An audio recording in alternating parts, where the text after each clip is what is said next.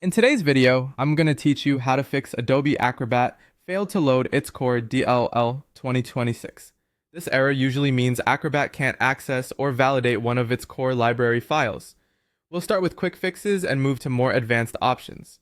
Before you begin, save your work and make sure you have administrator rights on your Windows PC. First, try Acrobat's built-in repair. Open Adobe Acrobat, go to the Help menu, choose Repair Installation, confirm when prompted, and let the process complete. When it finishes, restart your computer. This alone resolves most DLL-related issues because it refreshes and replaces damaged components. Next, make sure Acrobat is fully updated. Open Acrobat, click Help, then check for updates. Install everything that's available and restart your computer again.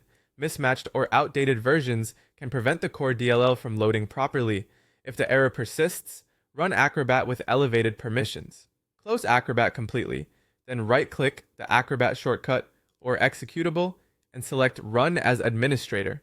If it opens successfully this way, you can make it permanent by right-clicking the shortcut, selecting Properties, opening the Compatibility tab, checking Run this program as Administrator, and clicking Apply. You may see a permission prompt when launching in the future. Security software can sometimes block Acrobat's DLL. Temporarily disable your antivirus or real-time protection, then launch Acrobat. If it opens, add Acrobat to your antivirus exclusions or allow list so it isn't blocked, and re-enable protection right away. Don't leave your system unprotected. If you're still stuck, perform a clean reinstall. Uninstall Adobe Acrobat from Control Panel under Programs, then restart. For a thorough cleanup, run the Adobe Acrobat Cleaner tool, select Acrobat, remove leftovers, and restart again.